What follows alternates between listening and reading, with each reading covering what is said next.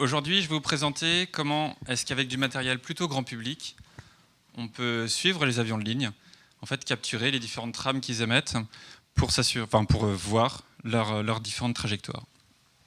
L'idée en fait est de vous expliquer comment est-ce qu'un site type Flightradar 24 ou FlightAware qui permettent d'afficher sur un fond de carte des avions qui se promènent, comment est-ce que ces sites-là fonctionnent. Il ne faut pas croire que derrière ils sont en train d'absorber une API que les aéroports mettent à disposition pour positionner les différents avions. En fait, c'est comment est-ce qu'à partir de matériel vraiment facile d'accès, qui n'est pas trop onéreux, eh bien, on peut récupérer ce type d'informations. Ce que je vais présenter, en fait, je vais introduire la notion de radiologiciel, qui est la base de ce type d'approche. Ensuite, qu'est-ce que les avions émettent, quels sont les types d'informations que l'on peut récupérer, et comment mettre toutes ces infos-là, comment les récupérer au sein de mon projet. Je m'appelle Guillaume Ambré, je suis consultant chez Zenica, je suis formateur également, j'aime beaucoup tout ce qui gravite autour du Java, du monde DevOps aujourd'hui qui est plutôt à la mode, et surtout ce qui intéresse aujourd'hui c'est la partie Raspberry, Arduino et monde du do-it-yourself. Un premier point d'attention, et je vais le redire plusieurs fois lors de cette conf, c'est que tout ce que je vous montre là c'est que de la réception de radio. La réception de radio est quelque chose qui est libre en France en termes de législation. Il faut juste faire attention au secret de la correspondance. Si en fait je capture une conversation où il y a vraiment deux participants clairement identifiés, j'ai pas le droit de la rediffuser sur le net. Néanmoins ici, je capture des trames qui sont émises par des avions, qui ne sont pas d'un public particulier, qui sont juste là pour les localiser. Et ça, ce type d'information est accessible et on peut en faire à peu près ce qu'on veut derrière. Il faut savoir que émettre est extrêmement réglementé en France et une grande partie du matériel que l'on peut avoir pour faire des émissions est également soumis à une législation pour l'acheter tout simplement. Ce que je montre aujourd'hui, c'est du matériel légal, de réception uniquement. Pour comprendre un peu les bases de la radio logicielle, eh bien, un tout petit peu de rappel sur ce qu'est la modulation du signal. La modulation du signal, en fait, ça consiste à prendre, ici là j'ai une belle sinusoïde, donc il peut être de la voix, de la data ou n'importe quoi, et pour la transporter en fait à travers les airs, eh bien, je ne peux pas simplement l'envoyer telle qu'elle. En fait, il faut que je mette une porteuse dessus, donc ça me permet en fait d'outrepasser certaines limitations physiques, d'être moins sensible aux perturbations, à un écho sur un mur ou autre, pour transmettre mon information. On a différents types de modulation qui existent, il y en a vraiment autant qu'il y a de développeurs pratiquement, mais l'idée surtout, c'est qu'on en connaît deux grandes familles, l'AM et l'FM. L'AM, c'est la modulation d'amplitude, c'est la partie rouge sur le graphique, donc c'est en fonction de la force du signal, eh bien, je vais faire agrandir ou diminuer la force de mon signal, du signal que je transmets. L'AFM, c'est ce qu'on connaît tous avec la radio qu'on peut écouter dans nos voitures, et là, en fait, c'est la modulation de fréquence. En fait, pour décoder ou démoduler ce type de signal, eh bien, l'anatomie d'un récepteur est à peu près toujours la même. Là, je vous montre un récepteur FM. Donc, on a une antenne qui va recevoir le signal. En plus, dedans, je vais rentrer plutôt par un amplificateur de signal. Donc, ça me permet d'avoir quelque chose que mes composants vont pouvoir lire derrière, tout simplement. Ensuite, derrière, je vais avoir un filtre passe-bande. Mon filtre passe-bande va permettre d'écréter toute la partie du signal qui ne m'intéresse pas, de vraiment focaliser sur une fréquence donnée, qui va être également être donnée par le mélangeur. Le mélangeur, on lui donne une source de signal, une source, en fait, une base de fréquence, et il va me retirer toute la porteuse que j'ai montré un tout petit peu avant. Ça me permet cette fois-ci d'avoir vraiment le signal initial que l'émetteur m'a transmis. Ensuite, je le mets dans un filtre audio, un amplificateur, un haut-parleur, et là, ça me donne la radio que je peux écouter. Donc ça, c'est la typologie d'un récepteur analogique FM. Alors analogique parce que ça se fait très facilement avec des résistances, des condensateurs, des sels, des transistors, et c'est quelque chose qui est vieux comme le monde en fait. Alors j'exagère un tout petit peu, mais ce type de récepteur, ça a été inventé dans les années 30, et on continue toujours à fonctionner aujourd'hui avec. C'est quelque chose qui est extrêmement éprouvé, et ça tient dans très peu de matériel aujourd'hui. La difficulté de ce type de matériel est que pour le faire évoluer, si je veux en fait changer de plage de fréquence ou autre, eh bien, il faut que je change des composants. Changer des résistances et autres, c'est pas non plus insurmontable, mais pour prototyper des solutions, ça devient vraiment compliqué. Pour outrepasser cette limitation, eh bien, on va plutôt passer sur un récepteur numérique. Un récepteur numérique, l'idée, c'est de numériser le plus tôt possible la sortie de mon antenne. Donc mon antenne, toujours un amplificateur. Et derrière, je vais rentrer dans un convertisseur analogique numérique, donc il va transformer une tension en un signal binaire qu'une CPU est capable de comprendre. Donc derrière, je peux appliquer des algorithmes de transformation de Fourier, par exemple, ou un tas d'autres algorithmes pour commencer à démoduler mon signal, ou même à le moduler. On peut faire la chose en sens inverse. Et bien une fois qu'on a ça, en fait, ce sont les bases de la radio logicielle. On appelle ça la SDR, c'est le mot anglais, mais l'idée c'est vraiment de pouvoir définir sous forme d'algorithme la manière dont je vais interpréter mon signal. C'est quelque chose qui est plutôt facile d'accès. Alors certes, c'est un peu plus compliqué que de faire du simple développement Java sans aucune prétention, mais il faut faire un tout petit peu plus d'algorithmie ou autre. Néanmoins, en fait, on verra qu'il existe pas mal d'outils qui nous aident dans ce sens-là. Pour prototyper, c'est vraiment très très facile. Il suffit entre guillemets d'avoir à peu près le matos qu'il y a sur le bureau un tout petit peu plus évolué pour commencer par exemple à concevoir un récepteur de la TNT, la prochaine version de la TNT. Avec ce genre de matériel, on peut le faire sans trop de difficultés. Et puis il y a aussi que certains algorithmes qui sont mis en œuvre nécessitent des algos qu'on ne peut pas réaliser avec des composants discrets. Composants discrets, des résistances, des condensateurs ou ce genre de choses. Pour la TNT ou la 3G, il y a des nombres complexes qui sont mis en œuvre. Les nombres complexes, c'est i carré égale -1. En fait, ça permet d'écrire une constellation de points sur un cadran. Et ça, cette notion-là, en fait, la matérialiser avec du matériel discret est extrêmement compliqué, voire impossible. Donc l'idée, c'est qu'on peut aller beaucoup, beaucoup plus loin dans la transmission des informations. Et c'est quelque chose, en fait, cette notion de radio logiciel qui est déjà largement utilisée dans tout ce qu'on a autour de nous. Ça a été introduit pour la partie vraiment très grand public avec la GSM. Ensuite, on est passé à la 3G, la TNT, le Wi-Fi. Utilisent ce genre de technologie. Ce qu'il faut avoir en tête également, c'est que comme c'est du logiciel, on peut faire des mises à jour dessus. Lorsqu'on est passé de la norme GSM à la norme Edge, c'était juste un patch des firmware qu'il fallait faire. Alors les constructeurs ont vendu du matériel, bien sûr, mais théoriquement, c'était juste un patch de tous les firmware. La partie vraiment matériel pur n'avait pas besoin de changer. Les plages de fréquences étaient les mêmes, juste les algos qui ont évolué. Et puis on peut également l'utiliser pour jouer soi-même. On peut par exemple capturer la télécommande qui émet pour la CDV Lux par exemple, ou alors la porte du garage du voisin, ou différents types d'usages. Et même en fait, on peut aller, c'est un de mes prochains projets, de capturer les images des satellites de météo. Ils envoient régulièrement sur la Terre des belles images. Et à un moment dans le processus, c'est ça qui m'éclate, c'est qu'on a un fichier Wave, et on passe dans un outil et ça nous sort une image. Et ça, c'est juste bluffant, je trouve, en termes d'approche. Donc l'idée, en fait, c'est vraiment d'utiliser du matériel très simple, qui est aujourd'hui très accessible au grand public, plutôt que d'utiliser ça, c'est un récepteur qui est plutôt destiné aux radioamateurs. Les radioamateurs sont des personnes qui ont passé une licence et qui sont autorisées à émettre sur certaines plages de fréquences données, qui ont un code de conduite et qui ont le droit donc de commencer à jouer un peu plus avec l'émission de la radio. Certains radioamateurs, en fait, en fonction de la météo et d'un certain nombre de couches dans l'atmosphère, arrivent à faire des transmissions radio qui font à peu près la moitié de la Terre en termes de distance, sans passer par le net. Vraiment, c'est juste en transmission radio, et c'est parce qu'ils émettent sur des fréquences bien particulières, que le commun des mortels n'a pas le droit de faire. En termes de logiciels, dans le monde open source, il existe plusieurs outils qui sont fort pratiques. On a GNU Radio, qui est vraiment le couteau suisse et la boîte à outils par excellence pour ce type de composants et de modules. En fait, dedans, on va retrouver tout ce qui permet de faire simplement un décodeur FM, enfin un démodulateur FM. Donc c'est un filtre passe-bas, supprimer une porteuse, et puis un filtre audio. Ça, c'est ce que GNU Radio peut nous fournir. Mais il va beaucoup plus loin, en fait. Dedans, on peut développer des algorithmes écrits en C, les mettre sous forme de modules, mettre des pipes entre ces différents éléments pour commencer à chaîner le traitement de mon signal. On va le voir juste après, des analyseurs de spectre.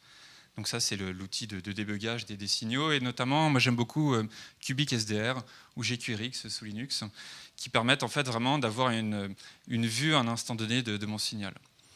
Après, sur des Raspberry ou même sur des machines un petit peu plus traditionnelles, Eh bien, il existe des outils RTL FM, RTL 433. RTL FM, lui, il permet de recevoir la radio FM. Donc on lui branche une antenne et puis il va nous sortir un signal audio normal. RTL 433, c'est pour commencer à décoder ce genre de matériel. Il sait également, par exemple, interpréter les petites sondes de température qu'on peut acheter dans le commerce, qui sont sans fil et qui sont reliées à une centrale. Et ces éléments-là communiquent en radio et cet outil est capable de les décoder. Après, bien sûr, c'est des projets libres, donc on peut contribuer dessus. Et ce qui est vraiment intéressant, c'est qu'il fournit toute la démarche pour ajouter un nouvel outil. Écouter la trame, commencer à l'analyser, et ensuite implémenter l'algorithme qui permet de bien comprendre quelles sont les données qui ont été transmises. Et pour commencer en fait, à comprendre un signal, en fait, juste le localiser sur la bande de fréquence, eh bien, donc on va utiliser ce qu'on appelle un analyseur de spectre. Donc c'est un outil qui ressemble à peu près à ça, et qui est en fait un sniffer, comme on allait, enfin certains d'entre vous utilisent Wireshark par exemple, pour faire du sniff réseau. Et bien là, en fait, cet outil-là va nous faire exactement la même chose. Là, cet outil s'appelle Cubic SDR, donc sous Mac, sous Windows, sous Linux. Et l'idée, c'est vraiment de pouvoir lui dire « je me tune sur une certaine fréquence », et puis ensuite, il va me montrer tout ce qui passe autour de cette plage de fréquence, dans la limite du matériel qui est à dispo. Sur ce genre d'outil, eh bien, dessus, on a par exemple ce qu'on appelle la chute d'eau, qui est la partie basse de l'écran. Et en fait, c'est un diagramme qui va bouger avec le temps et qui permet de montrer l'historique de l'évolution du signal. Les zones bleues, c'est l'endroit où il n'y a pas de signal à proprement parler. Les zones, plus c'est coloré, plus en fait il y a de l'info à cet endroit-là. Ensuite, on va retrouver une partie, l'instancié de mon signal à un instant donné, la décomposition, le zoom, quand je me mets sur certaines fréquences. Et c'est là en fait, où je vais commencer à avoir des choses vraiment très intéressantes. Il est capable de démoduler mon signal en fonction de ce que je veux. Et justement, là, je vais vous montrer un petit peu comment est-ce que ce type d'outil fonctionne.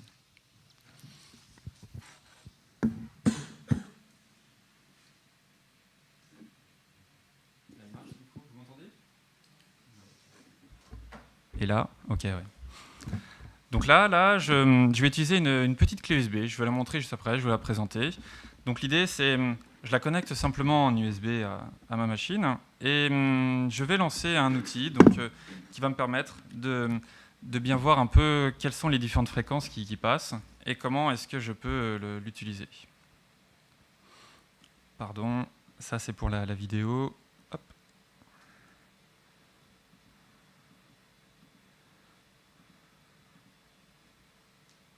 Ok. Donc l'idée de cet outil, là, sous Mac, il est vraiment facile à utiliser. Sous Linux, on a GQRX, qui est beaucoup plus riche, qui est un petit peu plus complexe pour commencer à avoir quelque chose de vraiment exploitable. L'idée, en fait, c'est ici de vraiment se mettre sur une fréquence traditionnelle. Donc là, je vais me mettre sur la radio FM, par exemple. Et j'espère que le bâtiment n'est pas trop une cage de Faraday, en fait, et pour histoire d'avoir quelques radios. Donc là, en fait, sur la droite de l'écran, je suis sur 101.2 FM, et on voit que j'ai quelques signaux que je reçois. Je vais vous omettre de vous montrer qui sait me décoder le son. Néanmoins, en fait, ici, donc c'est la radio FM, c'est ce qu'on a d'habitude dans nos voitures. Et là, j'ai la possibilité donc, de me mettre sur une certaine plage de fréquence. En fait, je lui ai dit, mets-toi sur 101.2 et mon récepteur est capable en fait, de recevoir une fréquence FM de 2,5 MHz. Ça veut dire que j'écoute un petit peu avant 100.1 à 102.5. Donc en fait, quand je lui dis, mets-toi sur une fréquence, eh ben, j'écoute beaucoup plus. Et ça me permet en fait de soit me mettre ici à écouter deux radios en même temps, ce qui en soi n'a pas beaucoup de sens, mais en fait ça me permet de chercher plus facilement du signal, par exemple. Une fois que je me suis tuné sur une fréquence, eh bien là je peux avoir un zoom, je peux réduire en fait ou augmenter la largeur de bande que je vais me mettre à filtrer. Et en haut à droite ici, j'ai la partie le signal tel qu'il va être transmis sur les haut-parleurs. Donc c'est toute la partie signal démodulé. Là, alors c'est par expérience, le signal que l'on a là, c'est de la voix ou de la musique. Lorsqu'on a des belles sinusoïdes ou quelque chose de bien harmonieux, c'est plutôt des instruments purs. Et là, quand ça varie autant, en général, c'est de la voix. Et en fait, sur cet outil, on a quelque chose qui est plutôt sympathique également, c'est d'avoir cette décomposition par ordre de fréquence. Et là, on a le signal caractéristique de l'AFM. qui est la partie je transmets un signal mono, un signal stéréo et un petit peu de RDS. En fait, sur la première partie de la fréquence que je reçois, eh bien, sur ces premiers kilohertz, j'ai toute la partie mono du signal. Le mono du signal, c'est la voix de gauche est égale à la voix de droite, donc mon haut-parleur droit est égal au haut-parleur gauche. Pardon. Et ça, c'est ce qu'on reçoit lorsque notre émetteur est très très loin de nous, qu'on est au fin fond de la campagne et que, que le signal de réception est plutôt de mauvaise qualité. Ensuite, lorsqu'on reçoit un petit peu mieux le signal, en fait, la largeur de bande que je reçois est un petit peu meilleure. Eh bien, mon récepteur va être capable d'interpréter cette partie qui est au milieu.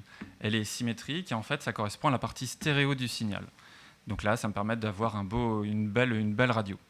Et enfin, les deux petits pics qui sont ici, là, eh bien, c'est le RDS. Le RDS, c'est ce qui permet d'afficher le nom de la radio sur les postes de radio de nos voitures. Et en fait, ces deux petits pics, si on les regarde, en fait, ils évoluent au cours du temps. Et donc là, ce sont des 0 et des 1 qui circulent. Ensuite, ça correspond à des lettres, bien sûr, des lettres, des chiffres. Et les récepteurs sont capables d'interpréter ça. Donc ça, c'est la partie réception radio FM, la partie qui parle le plus à du monde. Je me suis amusé également à vouloir rechercher cet émetteur-là. Donc ça, c'est ce qui permet d'ouvrir mes Velux chez moi, tout simplement. Et dessus, en fait, il faut savoir que pour ce type de matériel, il y a plusieurs zones de fréquences qui sont autorisées à utiliser. Il y a 433 MHz, 868, il y a une plage à 2 Go4 également. Et donc là-dessus, en fait, moi, ce qui m'intéresse, c'était de le trouver, de commencer à le trouver pour éventuellement un jour soit le répliquer ou alors commencer à jouer un petit peu avec. Donc si je me mets à 868 MHz, eh bien, en fait, quand je vais appuyer sur un bouton, eh bien, je vais le voir apparaître. Et ça me permet, ça c'est la base, pour commencer à essayer de comprendre quelles sont les données qui circulent dedans. Parce que dessus, j'ai 3 boutons. Chaque bouton fait une action différente. Et si je veux pouvoir rejouer ce signal-là, eh bien, il faut que je comprenne un petit peu mieux qu'est-ce qui se passe. Donc là, alors, ce qu'il y a de cool, c'est qu'ici, il n'y a rien qui émet autour de nous. Et donc, en fait, quand je vais commencer à appuyer sur le bouton, vous voyez, là, je viens d'appuyer. Et c'est cette partie-là du signal qui va m'intéresser. Donc là, ça me permet de savoir que les prochains outils que je vais sortir, eh bien, je vais commencer à les mettre sur 868,9 MHz. Et là, ils vont me permettre vraiment de pouvoir décortiquer mon signal. Donc là, ça devient vraiment intéressant dans ce sens-là. On voit également qu'il y a des petits échos qui se passent. Ici, là, un petit peu plus loin, etc. Ça, c'est les émetteurs dans ce type de matériel qui sont d'une piètre qualité et qui écrasent tout ce qui se passe aux alentours, qui ne sont vraiment pas très propres et qui n'est pas sur une fréquence, mais qui débordent un peu n'importe comment. Donc ça, c'est le débugger pour faire une analyse de signal, un analyseur de spectre, et c'est quelque chose qui est vraiment, vraiment sympathique.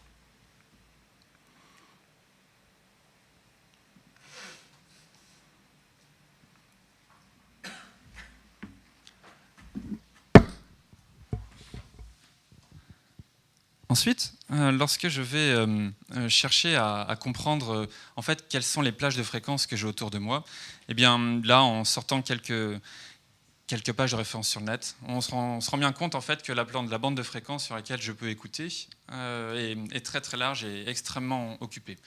Mon récepteur, il est capable de couvrir juste une sous-partie de cet ensemble. Néanmoins, en fait, ce qu'il faut avoir en tête, c'est par exemple qu'il s'est commencé à peu près à la CB.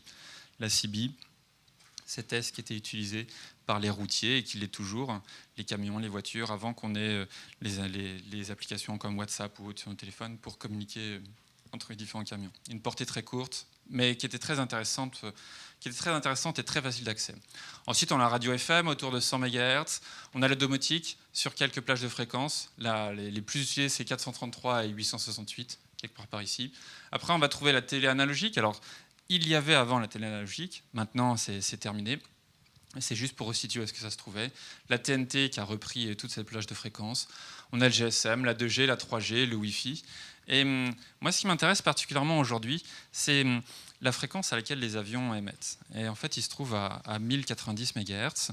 Et donc, ils sont en plein milieu du spectre. Et en fait, ça tombe très bien, parce que par rapport à mon récepteur, eh bien, c'est pile poil ce qu'il sait faire. En fait, la clé USB là, que je viens de vous montrer, à l'origine, c'est une clé USB qui est capable de recevoir la TNT. Donc, une clé qui reçoit la télé. Et en fait, eh bien, elle a un chipset un petit peu magique et qui va permettre en fait, d'écouter un petit peu plein d'autres choses. Et c'est là où ça devient vraiment rigolo. En fait, c'est un ingénieur qui a fait du reverse engineering sur ce type de chipset il y a quelques années et qui s'est rendu compte qu'en fonction de la configuration du chipset, soit ça lui donnait un beau signal vidéo, donc la TNT, c'est du MPEG-2 qui circule avec des trames MPEG-4 dedans pour la partie vidéo. Donc soit ça lui donnait un beau flux numérique, soit eh bien, ça lui donnait le signal brut qui sortait pratiquement de l'antenne. Et en fait, ça ouvre un champ des possibles pour le grand public de manière très très intéressante. Alors la radio logicielle n'a pas démarré avec ce récepteur-là, ça fait des années qu'il existe du matériel spécialisé là-dedans, mais qui vaut vraiment 20, 30, 50 fois le prix de ce type de matériel, et qui était très restreint en termes d'utilisation. Là, vous voyez, pour une quinzaine d'euros, on peut avoir ça, voire moins maintenant. Et l'idée, c'est que je peux écouter sur une plage de fréquence de 25 à 1 giga-7, et donc entre les deux, j'ai plein de monde. C'est là où ça devient vraiment très très intéressant. Il y a un site qui est dédié à ce type de clé USB, RTL SDR. RTL, c'est le nom c'est la famille de ce chipset, puis SDR, la Software Defined Radio. En fait, ce type de récepteur est intéressant. Je dis qu'il ne valait pas très cher, et il ne vaut pas très cher pour plusieurs raisons malgré tout. L'étalonnage de cette clé, de ce type de clé, n'est pas forcément trivial. Il faut s'armer de patience. En fonction de la température de la clé, le tuning de fréquence est plus ou moins précis. Pour écouter les avions, ça n'a pas grande importance. Pour se mettre à écouter les satellites de météo, là, ça va devenir un peu plus crucial. La qualité de réception aussi est très discutable. Le connecteur d'antenne est particulièrement fragile. En fait, il existe des variantes de ce récepteur-là qui permettent d'avoir des meilleures qualités de réception pour 20, 30 euros de plus, et ça va permettre de commencer à aller un petit peu plus loin dans cette démarche-là. Néanmoins, pour ce que je vous présente aujourd'hui, eh bien, sans rien faire dessus, ça fonctionne très très bien. Et c'est juste ça qui est bluffant en fait, c'est de se dire, je ne mets pas grand-chose et le matériel que j'utilise n'est pas extraordinaire, et on a des choses qui sont vraiment sympathiques. On va continuer sur les avions, et comprendre un tout petit peu aujourd'hui comment est-ce que les avions sont repérés par les bases au sol. Les aéroports disposent d'antennes radar. Donc, ce sont des antennes qui tournent sur elles-mêmes, qui émettent une onde, et par effet Doppler, qui sont capables de déterminer qu'il y a un objet qui a fait un écho, et qui sont capables d'en déterminer la distance. Comme on connaît la rotation de l'antenne, on connaît l'angle, la distance, on peut déterminer la position de l'objet sur un plan 2D. Ensuite, les avions, ils ne sont pas au sol, ils sont en l'air, et ce type d'antenne n'est pas capable de connaître l'altitude. En fait, ce qui se passe, c'est que l'avion, lorsqu'il reçoit un écho d'une antenne, eh bien, il va répondre avec un transpondeur passif en répondant avec son altitude, que l'avion connaît, et l'identifiant de vol de l'avion. Donc les radars au sol vont collecter ce type d'informations pour dire, eh bien là, l'écho que je viens de recevoir, ça correspond à tel avion. Un radar n'est pas capable de faire la différence entre un bâtiment, un oiseau ou un avion. En fait, ce sont les personnes au sol et les matériels qui est derrière qui, en fonction de la taille de l'écho, va déterminer que ça, c'est un avion, ou alors que c'est un avion furtif, ou même, on ne va peut-être pas le distinguer, d'autres choses. Donc en fait, ce type de matériel est très discutable en termes de qualité de réception et de pertinence. Les antennes tournent sur elles-mêmes, donc il y a une certaine latence. Un avion, ça vole entre 200 et 1000 km/h, donc entre deux révolutions de l'antenne, l'avion c'est pas mal déplacé. C'est là où effectivement il y a besoin d'améliorer ça. Alors ce qu'il faut avoir en tête là-dessus aussi, c'est que ce genre de matériel, ce genre de techno n'a pas évolué depuis les années 70. En fait, les principes de base. Aujourd'hui, on peut avoir des consoles toutes pimpantes. Néanmoins, le principe de base n'a pas beaucoup évolué. Et partant de ce constat-là, en fait, il y a une gouvernance américaine qui s'est proposée de construire une nouvelle norme qui a été mise en place dans les années 2000, qui va devenir obligatoire en 2020, qui s'appelle ADS-B. L'idée est que des appareils au sein de l'avion transmettent en permanence des informations à qui veut les écouter au sol. Dans ces infos, on va trouver notamment la position mesurée au GPS, son altitude de vol, soit mesurée au GPS, soit mesurée au baromètre, le cap de l'avion par rapport au nord, et sa vitesse et son identifiant de vol. On va venir dessus un tout petit peu après. Et c'est quelque chose qui fonctionne en permanence, qui est automatique et qui broadcast des données vraiment en permanence. L'idée de connaître un petit peu mieux l'espace aérien, c'est que Pour les aéroports, eh bien, de mieux connaître bien sûr l'espace, de faire voler les avions dans un espace un peu plus contraint, et à la clé des économies de carburant. C'est la promesse, et donc bien sûr ça intéresse beaucoup les compagnies aériennes. Donc ce qu'on a, c'est vraiment des engins qui volent, donc soit des avions de ligne, soit des avions de tourisme, qui émettent des données en permanence. Les bases au sol vont pouvoir les collecter. Au sein des aéroports, en fait, ils font un agrégat de différentes balises qu'ils reçoivent. Et après, ça leur permet de constituer l'espace aérien qui est autour d'eux. Il faut savoir que les distances de réception sont de l'ordre de 400 km. Donc un avion qui est en pleine altitude avec du matériel un peu plus évolué que ça, mais on peut le recevoir jusqu'à peu près 400 km. Ces ondes sont très sensibles aux bâtiments, au feuillage ou autres. Ce n'est pas comme les ondes radio, là, comme on vient de l'écouter, là, qui traversent entièrement le bâtiment. Ce sont les ondes qui sont à une certaine fréquence, assez élevée, et du fait de leur longueur d'onde, eh bien, ça passe très très mal des murs en béton.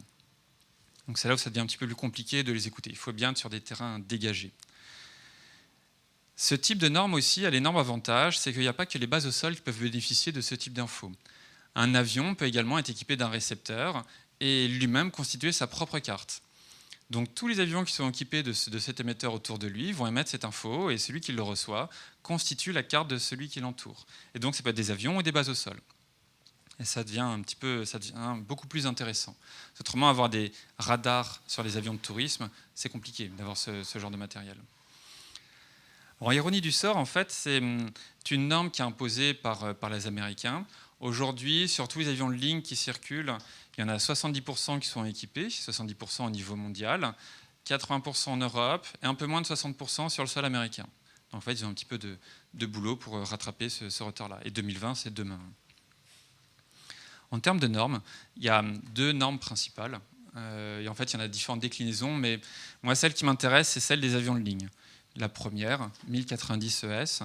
Donc en fait, c'est la version 2 de la norme UAT qui est utilisée aujourd'hui par les avions de tourisme. Et ce type de matériel, en fait, ce type de norme vraiment évolue encore petit à petit, enfin doucement, on va dire. En termes d'antenne, alors j'ai jamais réussi à en voir sur les aéroports, mais apparemment ça ressemble à ça.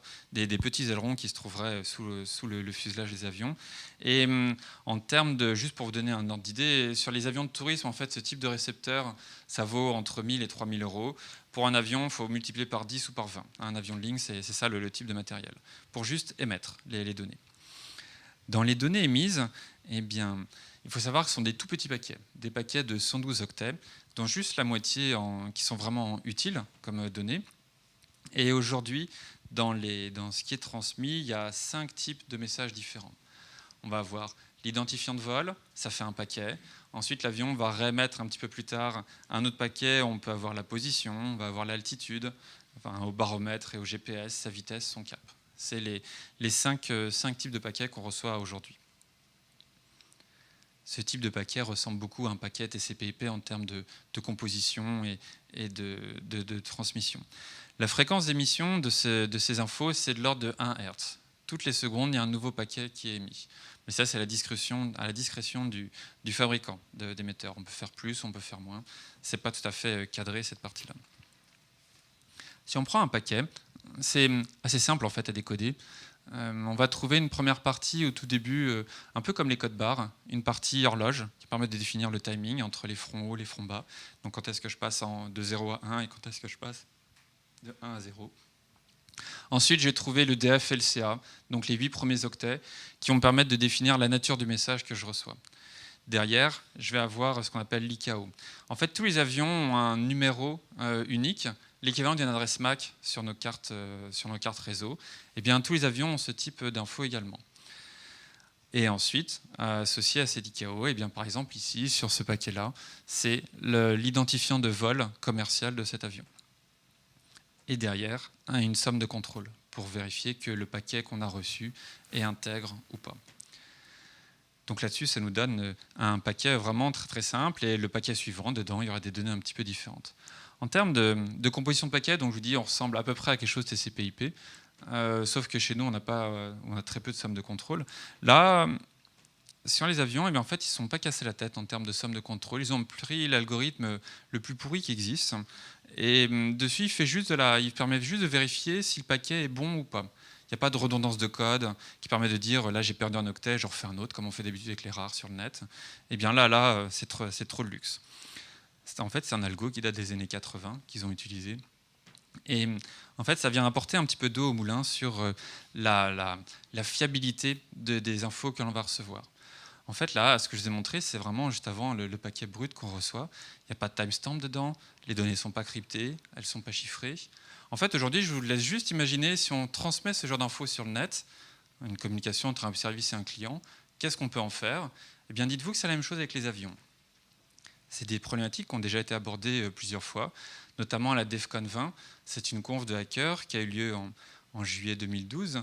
Et une personne, en fait, décrit de manière bien plus précise que ce que moi je peux vous retransmettre là-dessus, mais tout ce qu'on peut faire avec ces infos-là, et même faire un matériel qui émet ce genre d'infos, eh bien c'est pas très compliqué. Une organisation un tout petit peu plus évoluée peut y arriver.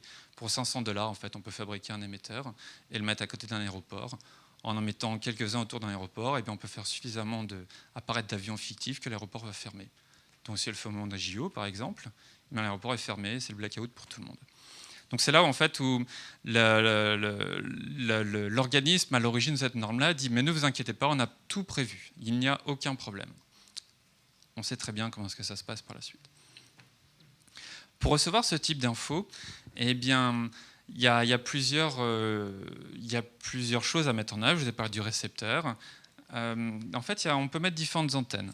Alors, il y a une antenne comme ça, très basique. Ça, c'est ce qu'on a avec la clé USB quand on l'achète, donc qui est destinée à recevoir à peu près correctement la TNT. Et moi, je me suis amusé à fabriquer une antenne un tout petit peu plus évoluée, qui est à peu près la même taille, et donc qui est constituée en fait de fils de cuivre, exactement comme ceux qu'on a dans les prises de courant qui sont dans une maison, donc du cuivre de 2,5 mm de section. Et derrière, en fait, la taille est un petit peu calculée. Et c'est quelque chose qui est plutôt facile en termes de réalisation. Avec ça, avec une antenne de ce type-là, je couvre un rayon de 150 km autour de chez moi. En terrain découvert, eh bien, je peux capter des avions qui sont donc vraiment dans un rayon assez éloigné. En fait, pour comprendre la taille d'une antenne, il faut reprendre un tout petit peu de notions de physique. Les antennes, la manière dont elles sont conçues, est un sujet d'actualité très très riche. Dans les téléphones portables, par exemple, l'antenne, elle fait le tour d'une certaine manière. Dans un Raspberry, les derniers Raspberry avec une antenne Wi-Fi, c'est juste une forme qui est incroyable. Et ça nécessite, il y a plusieurs grandeurs physiques qui sont mises en œuvre. Néanmoins, ici, moi j'utilise quelque chose de très très simple. On se base sur une longueur d'onde. Et puis à partir de là, c'est des calculs très très simples.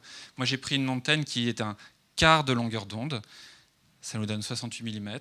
C'est la taille entre la base de mon antenne et le haut. Pareil pour mes petits brins qui sont derrière. Et ça me donnait ce qu'on appelle une antenne doublet demi-onde. Doublet parce que j'ai des petits pics vers le bas. J'ai un pic en haut qui me fait l'autre moitié.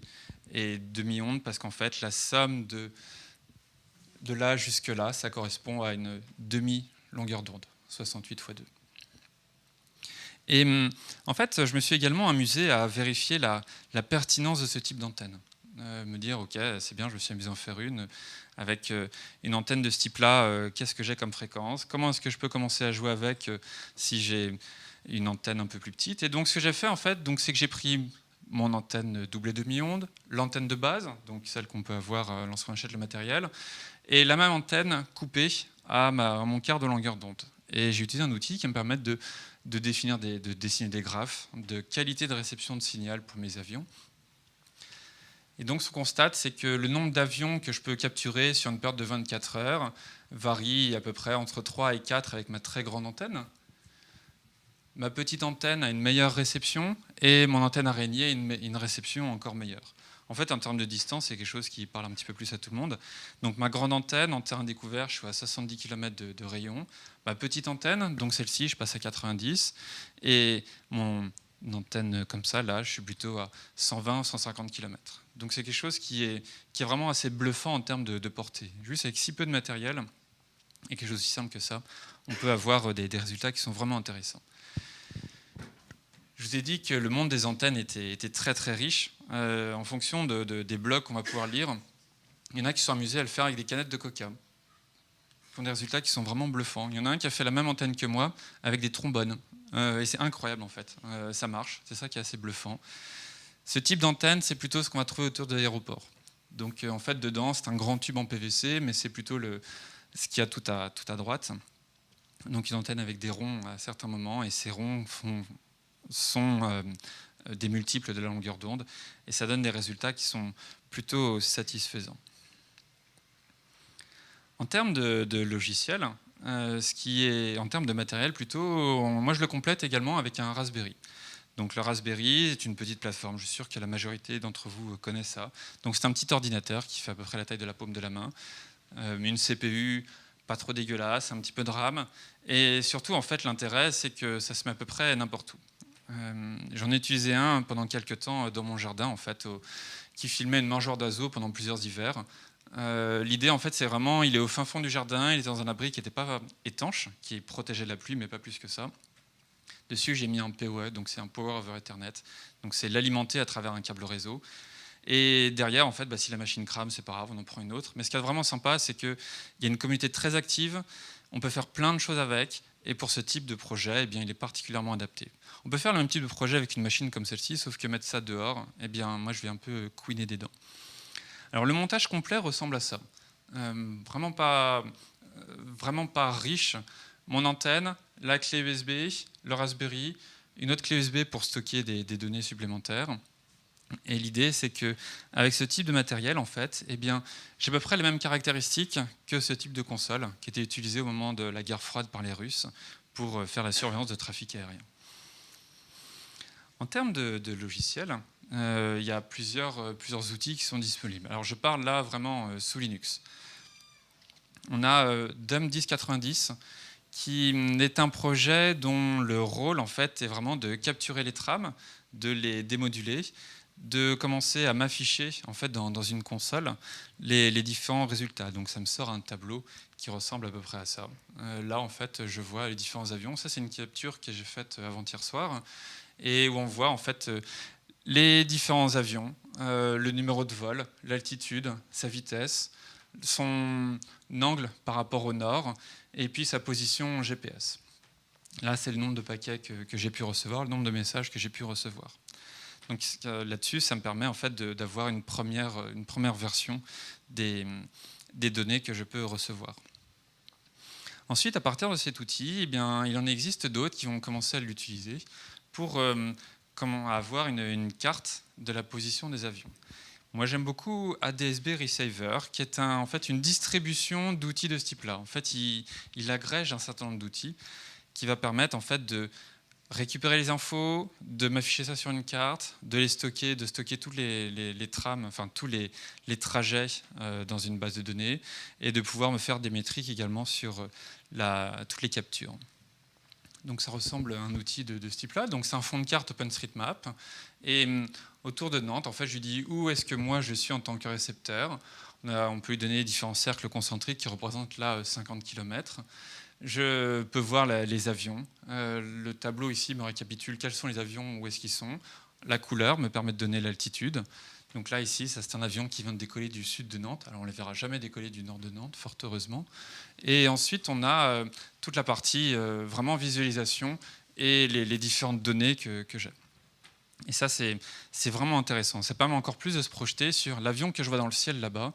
Eh bien, en fait, c'est celui-ci, c'est tel vol. Enfin, voilà où est-ce qu'il va. J'ai dit qu'il stockait les infos. Eh bien, en fait, les avions, ils passent régulièrement. Si on se met à écouter quelques mois, eh bien, on se rend compte que on est au-dessus d'un couloir aérien, au-dessus de Nantes. Et donc, là, c'est un avion qui passe régulièrement, et c'est tous les trajectoires que cet avion-là a fait. Et donc, il mémorise absolument tout. Il y a également les hélicoptères de la protection civile qui sont équipés de ce genre d'émetteurs. Et en fait, la première fois que j'en ai vu un, en fait, ce qui est bizarre, c'est que j'avais un avion qui faisait des cercles et qui avait une trajectoire vraiment bizarre. Et c'est après où j'ai compris que c'était l'hélicoptère du SAMU qui part du CHU de Nantes et puis après qui va se balader ailleurs. Et en fait, on capture vraiment des choses qui sont plutôt rigolotes. Dans les métriques que cet outil est capable de collecter, on a vraiment plein. En fait, derrière, il s'appuie sur CollectD, qui est un outil traditionnellement utilisé pour faire du monitoring de VM ou de services. Il alimente une base RRD. RRD, c'est un outil qui permet de faire des bases de données temporelles à taille fixe. Donc quand j'ajoute une donnée, la plus vieille est sortie. Ça me permet en fait vraiment de maîtriser mon espace disque. Et derrière, cet outil est capable, en plus de stocker les données, d'avoir toute la mécanique pour me produire des beaux graphes et de faire les agrégats qui vont bien en fonction de la période que je lui donne. Je lui dis, je veux que tu m'enregistres ce type de données, tu vas en recevoir autant par minute, je veux les conserver 1, 2, 3 semaines, et à partir de là, c'est comme un Elasticsearch où dedans, je vais écrire des shards et tout ce qui va avec, des index. Et bien avec ce type d'outil, j'ai déjà ça. Et ça, c'est un outil qui est particulièrement vieux, mais qui est toujours à jour et qui fonctionne très très bien. En termes de métriques, j'en ai vraiment plein. Là, c'est le nombre de messages que je reçois, le nombre de messages vraiment corrects, le nombre d'avions que j'ai pu voir à partir des messages que j'ai pu recevoir. On a vu tout à l'heure un graphe qui me donnait le nombre d'avions que j'ai pu voir. Il est capable de me dire aussi, bien sûr, quelle distance entre moi et les avions, etc. Il me fait également la charge CPU du Raspberry et tout ce qui va avec. Donc c'est des métriques qui sont plutôt intéressantes à conserver. En termes de matériel, j'en ai parlé un petit peu. Ce type de clé est très facile en termes d'utilisation. Néanmoins, elle chauffe. Et en fait, là, le simple fait, depuis le début de la conf, de l'avoir mis ici, eh bien, fait qu'elle est vraiment chaude, alors qu'elle ne fait pas grand-chose, mais c'est comme ça qu'elle est conçue. Il existe du matériel, exactement le même type de chipset, mais qui sont dans des boîtiers alu, qui permettent de mieux refroidir la clé, qui ont un vrai connecteur d'antenne avec un pas de vis et qui ne casse pas. Qui ont également dedans une connectique des composants pour la réception pour avoir un meilleur tuning de fréquence et qui en permettent en fait vraiment d'améliorer ce que cette clé est capable de recevoir. On peut également travailler au niveau du signal sortant de l'antenne à l'entrée de mon récepteur, en mettant par exemple des filtres de fréquence. Donc là, c'est des filtres un peu plus évolués que ce que mon matériel est capable de faire, et ça aide mon logiciel derrière. Je ne vais conserver que la plage de fréquence 1090 MHz. Et également un ampli. Là, je vais avoir un ampli qui va être alimenté par une source externe de courant et qui va me permettre d'avoir quelque chose d'un petit peu plus pertinent comme solution. En fait, tous ces éléments mis bout à bout, cette clé USB un petit peu meilleure, ce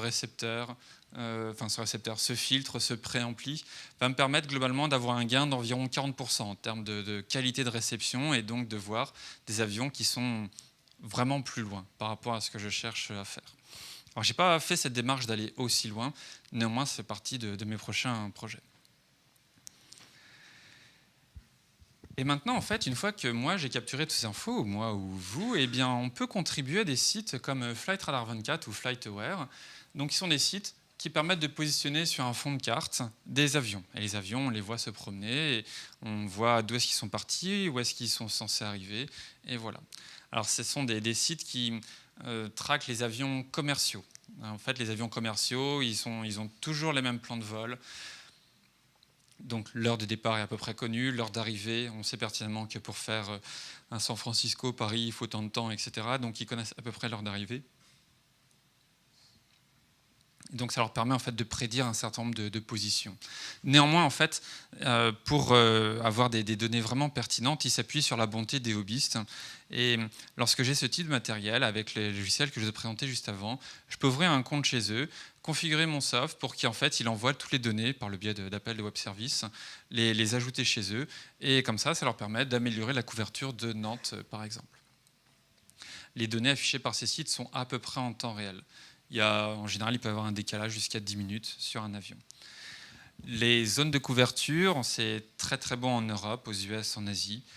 Et par contre, il y a plein de zones blanches, où, par exemple en Afrique, dans le fin fond de la Sibérie, en Russie, les différents pôles de la Terre, l'Australie, et également les océans.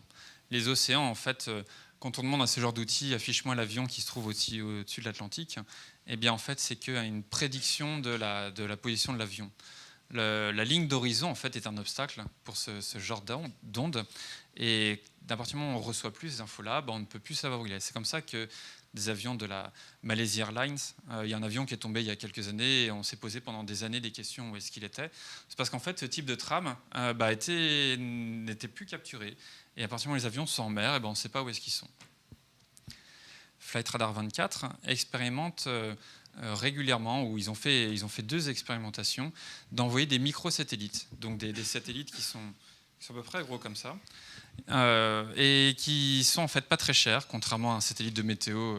Et l'idée, c'est d'expérimenter la couverture des océans, justement, et de voir un petit peu est-ce que ça fonctionne bien ou pas. Si vous êtes au fin fond de la Sibérie, que vous voulez jouer avec ce genre de choses, eh bien, en fait, il suffit d'écrire à Flight Radar 24 en disant « j'ai une connexion nette ». Eh bien, voici la zone que je pourrais éventuellement couvrir. En fait, ils vont vous envoyer du matériel, ils vont mettre à dispo du matériel qui vaut plusieurs centaines de dollars pour eux améliorer leur couverture à cet endroit-là. Donc, si vous avez des bons spots de ce côté-là, eh bien, c'est l'occasion d'en profiter pour avoir du matériel plutôt rigolo. En fait, en écoutant les trames, eh bien, on peut voir également ce genre de choses. Donc ça, ce sont 2 captures qui ont été faites l'année dernière. Alors là-dessus, ce n'est pas une borne qui a été traversée, c'est quelques dizaines de bornes. Il y a Boeing qui s'amusait à dessiner donc un avion sur le continent américain en août de l'année dernière. Et Boeing et Airbus s'est empressés de répondre lors d'un vol d'inauguration d'un A380 pour dessiner, vous voyez, un sapin de Noël. Et donc ça, c'est... Je pense que quand on voit ça en fait, sur son écran, on se dit mais qu'est-ce que je suis en train de regarder là ? Je suis vraiment en train d'halluciner. Et donc, c'est ce genre de choses, ces petits clins d'œil qu'on peut également voir avec ce type de matériel. J'ai terminé pour aujourd'hui. J'espère vous avoir donné envie d'expérimenter ce genre de techno. Est-ce que vous avez des questions ? On a du temps, là. On peut prendre quelques questions si vous le voulez. Merci pour votre attention, en tout cas.